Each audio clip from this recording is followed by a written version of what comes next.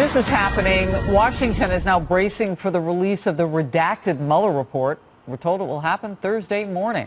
President Trump has told a Minneapolis TV station it's good that the report will be released because it shows it was, quote unquote, a total phony. This, as we are learning, House Intelligence Committee Chairman Adam Schiff and ranking GOP member Devin Nunes sent a joint bipartisan letter to the DOJ asking for Mueller to give them a classified briefing on every aspect of his report.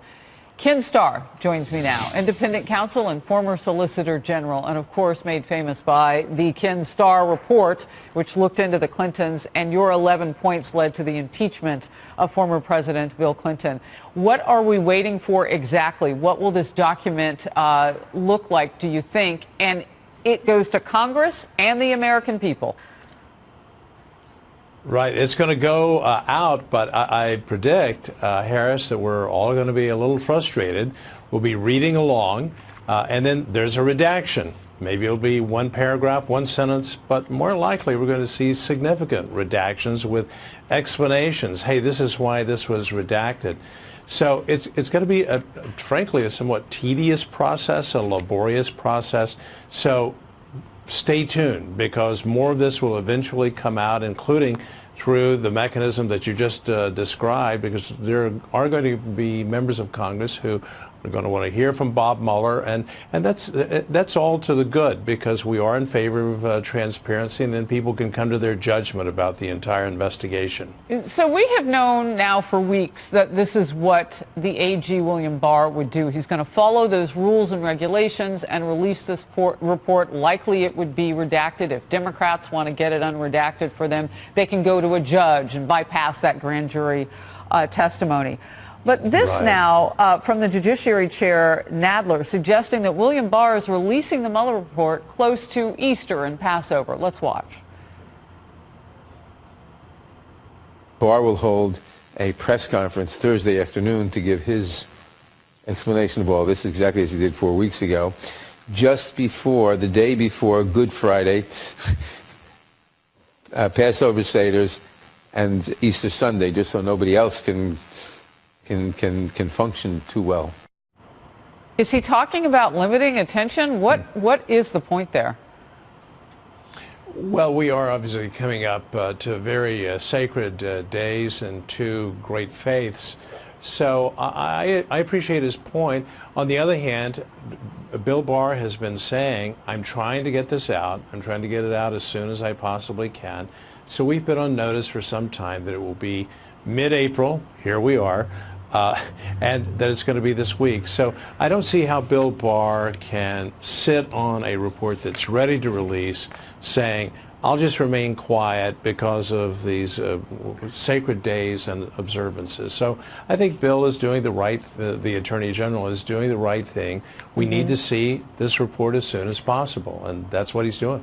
Ken Starr, can you talk to me a little bit about wrapping things up and whether you would, in this political environment, have wanted to release the Starr report as open as it was to this particular Congress that we have seen just with leaks? I mean, it's a fair question. I've asked Democrats, how are you going to protect something if it comes unredacted? Right. And some have told me, like Eric Swalwell, who's running for president, they have protocols and things in place. It's true, there are protocols in place, but I certainly did not want Harris, the so-called Starr report, to be released to the public. I had no reason to believe that it would be, and our transmittal letter made it very clear there's very sensitive information, embarrassing information, and so there should be a process, as we've seen with Bill Barr, going through the report and not just putting it out there without regard to privacy, quite apart from legality, just privacy and basic human decency, but Congress saw fit just to, here it is, we're just going to put it all out. I think this is a much better process, as frustrating as it is. People would want to see more, but the privacy of individuals is very important. If they haven't been charged with crime, their names shouldn't be dragged through the mud. All right. Ken Starr, thank you for your time today. The Mueller report due to come out. Some figures showing that total direct spending, $12.3 million, a total of $25.2 million for this investigation, according to our brain room. And now we will potentially see some of the proceeds of that in a redacted report. Thank you, sir. Democrats and the media are melting down ahead of the Mueller report being released on Thursday. Democratic Congressman Steve Cohen actually using the devastating Notre Dame fire to attack President Trump. Take a look. What this president's done and what he's done to the Constitution, what he's done to the people's respect for our government, what he has done to the Constitution and the rule of law is as bad as that fire did to Notre Dame. He's torching the entire structure of government and the people's respect for it. He was not exonerated, says Mueller. Mueller knows more about that than Barr. Barr was a hitman. Barr was a hitman hired to do his job. He's doing his job. And the liberal media lashing out at President Trump and claiming AG Bill Barr is behind some sort of cover-up. He's panicking there. It's a laughable freak out on Donald Trump's part. He's just spitting out everything he can. A lot of people are on spring break. Congress is on recess. They are putting this release as late as possible before Easter weekend, when they might get the least amount of attention. You got to wonder why he's doing all of this. Why he's doing it now. Is it because he's got reason to fear what's coming? Barr wants to use this process to try to play down the report heading into a Friday holiday weekend rather than play it up. Well, one of the reasons we wanted to get out of New York City and out of the studios to find out what other people across the country in the heartland are talking about, and it's not about the Mueller report, Greg. No, they're talking about your hair. I swear, if your hair got any higher, it would have its own altitude. I don't know what's going on. But you know what the funny thing is? Okay, this Mueller freak out is because I guess the report's coming out on Thursday.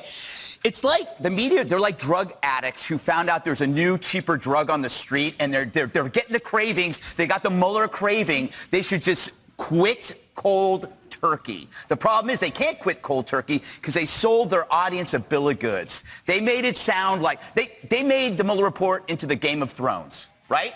But it turns out it's going to be like Bobby Ewing's dream. You know, wake up, nothing's going to be there. And what are they going to tell their viewers, which are hemorrhaging? CNN's losing viewers because they lied to them about this. Yeah, it looks like the audiences of CNN and MSNBC are hooked on fake news, as Greg said. They need their fix, and they have to hear scandalous, conspiratorial reports, or they're not going to watch. Well, I think that's why you get the hyperbole, right? So you have the comparison to the burning of Notre Dame, which was felt worldwide. It was like a gut punch for people watching that beautiful building, the place where so many religious experiences have been held over the years, including by people who are sitting right here. So obviously, it just gets to be a little bit over the top. And the thing is, if you cry wolf that many times and then there's nothing, then you don't have anything to run on. No, I think everybody wants to see it. You look, this coming Friday, I have nothing to do. I don't have to cook. I ate this remarkable chicken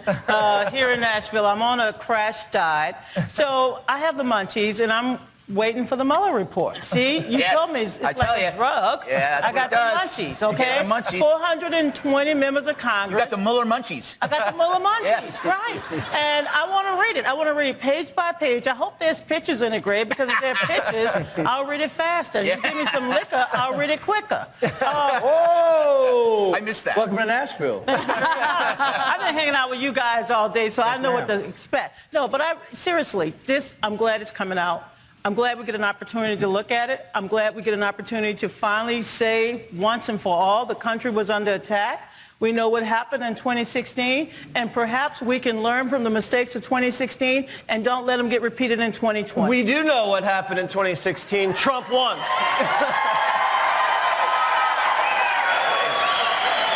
John Ritz. It is interesting to hear. Vladimir Putin wanted Trump to win. The question is, hold on. Let's get to John. I want to get to John because, you know, I'm enjoying him. Okay. And he doesn't have to wear a hat to cover all of that hair. I want to see it because I do believe at the end of the day, we as Americans must understand how to defend our country from future cyber attacks. That said, Brother John. Okay. Yes, ma'am. Take it away. I think that that is not what your average, everyday American cares about. That's what I think. I think they care about what their tax rate is. I think they care about, did they get their job back or keep the job they had? And if they did their wages go up?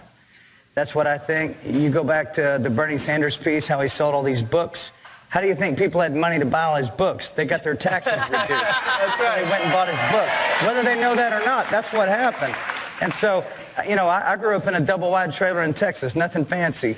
And I see all this stuff going on, and I know that's how the multitude of Americans actually feel. They don't care about this report. This is just a media thing that none of us really care about, honestly. You know, Jesse, you actually keep your hair in a double-wide trailer. Yeah, my hair's about as high as Colorado is right now, isn't it? Higher the hair, closer to God. Yeah, that's right. That's Pentecostal. But it's all legal, your hair. Yes, all legal. That's all good. That's all legal. Not edible, though. I think we should let a good Nashville girl run their fingers through your hair before this show is over with. All right. Who wants to Can we have any volunteers? Any volunteers? Come on down. I think that violates some human resources law. We're going to end up getting sued. Not in Nashville. Well, here's what I think, that this report, when it comes out on Thursday, you will have breathless reporting. That, just remember, like, take a moment. I just find it very hard to believe that Bill Barr, the new Attorney General, who has this amazing track record in Washington, D.C., came out and said there's no collusion and basically nothing on obstruction. I find it very hard to believe that he wasn't being truthful. And so now the media has built it up that he is a liar. I find that, I think that they're going to have egg on their face again. All right. Donna, wipe the egg off in the break, all right?